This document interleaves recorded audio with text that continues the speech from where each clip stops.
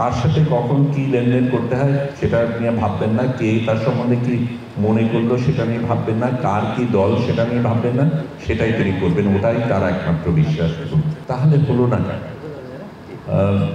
তারপরে উনি আমাকে ব্যক্তিগত আলাপেই বললেন যে যখন জানা গেল যেটা হয়েছে, হতে যাচ্ছে, দেশের জন্য এত বড় সম্ভাবনা, তখন একজন বিশিষ্ট ব্যবসায়ী তার সাথে যোগাযোগ করেন, আলাদাভাবে ফোন করেন।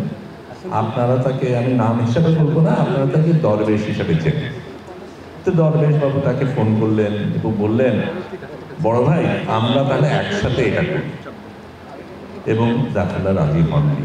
রাজি না হওয়ার কারণ ছিল, দরবেশ বাবু যদি তার সাথে একসাথে করতেন তাহলে যেই উদ্দেশ্যে এটা করা হয়েছিল, অল্প পয়সায় সহজে সাধারণ মানুষের কাছে পৌঁছাবে, সেটা আর হতো না। অন্যান্য ব্যবসায়ীরা যা করে এখানে তাই হতো, এটার আকাশচুম্বী দাম হতো, সরকার পয়সা পেত, সেই ব্যবসায়ী পয়সা পেতেন, সাধারণ মানুষের সুবিধাটা পেত না।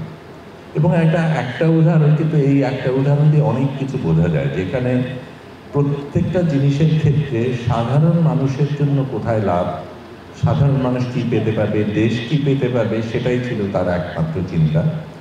এবং এই চিন্তাটার কারণেই উনি অনেকগুলি জিনিস করেছেন, অনেক কিছু করেননি। কিছু কিছু ক্ষেত্রে উনি জনপ্রিয় হয়েছেন, আমরা সবাই তাকে ভালোবাসি, আবার অনেকগুলি ক্ষেত্রে তাকে ভুল বোঝা হয়েছে, তাকে সমালোচনা করা হয়েছে। যেমন আগেই আমরা অনুষ্ঠানের সময় দেখলাম আমাদের দেশের যেই এই ওষুধ নীতি প্রণয়ন করার ক্ষেত্রে তিনি সেই সময়কার স্বৈরাচারী সরকারের কাছে থেকে আদায় করে নিয়েছিলেন জনগণের কারণে।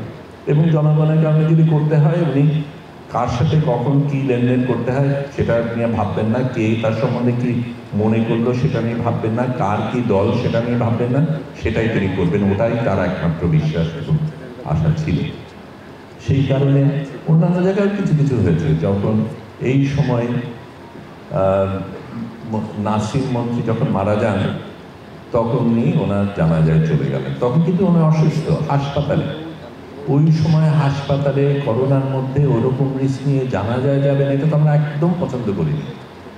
কিন্তু উনি মুক্তিযুদ্ধের সময় যেই সম্পর্ক ছিল, তখন যেই নাসিমকে তিনি মনে রাখতেন, সেই নাসিমকে মনে রেখে তিনি কিন্তু সেই জানাজায় গিয়েছেন। বর্তমানে সেই মন্ত্রী নাসিম পরিবর্তিত হয়েছে, কি করেছে সেগুলি তিনি ভুলে গেছেন।